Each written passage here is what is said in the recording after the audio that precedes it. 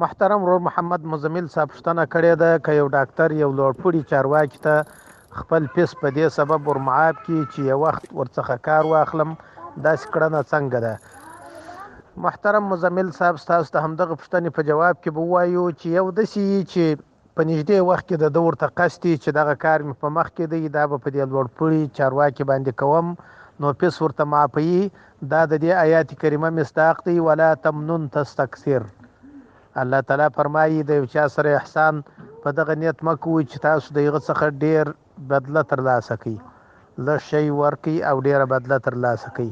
او که چیرې دغه د ده په نیت کې داسې راګرځي، نور فعلا دی ورته ولاړ نه وي، نو بیا پروا نه لري. والله اعلم بالصواب.